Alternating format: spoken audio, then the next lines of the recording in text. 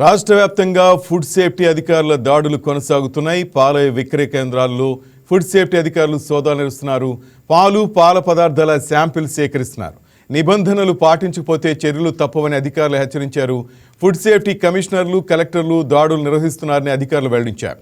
నిరంతరం దాడులు చేస్తామని, సుప్రీంకోర్టు డైరెక్షన్స్ ప్రకారం పాలలో కల్తీ చేస్తే మరణ శిక్ష కూడా విధించే అవకాశం ఉందని అధికారులు హెచ్చరించారు.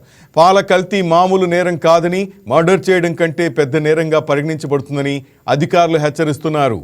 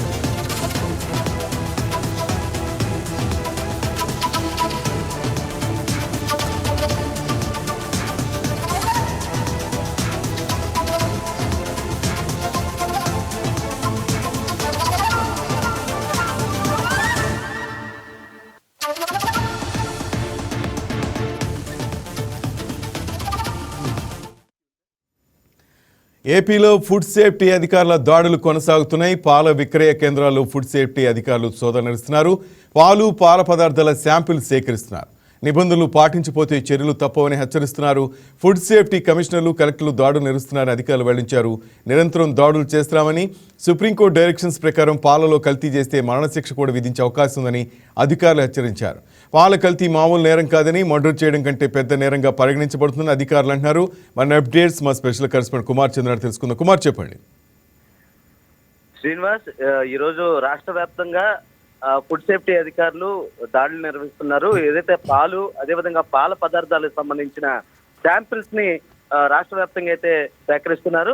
అయితే ఇటీవల జరిగినటువంటి రాజమండ్రిలో జరిగిన పాల కల్తీ ఉదంతం ఏదైతే ఉందో, దీని నేపథ్యంలో రాష్ట్ర వ్యాప్తంగా అయితే మాత్రం ఫుడ్ సేఫ్టీ అధికారులు అయితే ముమ్మరంగా దాడుల్ని ముందుకు తీసుకెళ్తున్నారు. అందులో భాగంగానే పలు ప్రాంతాల్లో ఇప్పటికే పలు శాంపిల్ని, అంటే పాల కేంద్రాలకు సంబంధించిన కొన్ని శాంపిల్స్ ని కలెక్ట్ చేశారు. అదేవిధంగా వాటిని ల్యాబ్లకు కూడా పంపిస్తున్నారు. అవి 3 రోజుల్లో రిపోర్ట్లు వస్తాయి. ఆ రిపోర్ట్లు వచ్చిన అనంతరం కఠిన చర్యలు తీసుకునే దిశగా కూడా అధికారులు అయితే ముందుకు వెళ్తున్నారు. అదేవిధంగా ఫుడ్ సేఫ్టీ అధికారులతో పాటు ఇటు పశుసంవర్ధక శాఖ అధికారులు కూడా ఈ దాడిలో పాల్గొంటున్నారు. అదేవిధంగా ఇప్పటికే నిబంధనలు పాటించని కొన్ని ఏవైతే ఉన్నాయో పాల కేంద్రాల మీద, వాటి మీద అయితే చర్యలు అయితే చేపడుతున్నారు. అదేవిధంగా నిబంధనలు పాటించకపోతే చర్యలు అయితే తప్పవు, కఠిన చర్యలు తప్పవు అని కూడా హెచ్చరిస్తున్నారు.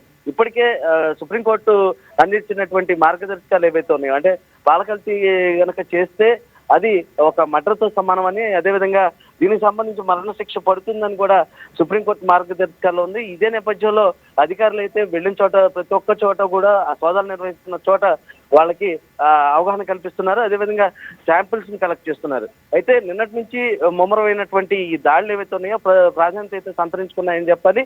ప్రస్తుతం అంటే దీనిలో కలుస్తున్నటువంటి కూలెంట్ లో, అదేవిధంగా గడ్డికి సంబంధించిన మందుల్లో కలిసేటువంటి ఏదైతే ఇథిలిన్ ఏదైతే ఉందో, అది ప్రమాదకరమైనటువంటి రసాయనంగా పేర్కొనడం జరిగింది.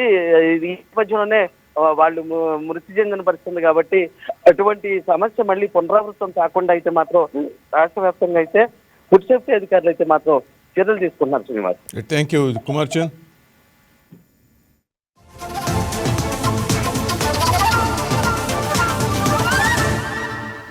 Please subscribe to YK TV Network. Please subscribe to YK TV. Please watch YK News.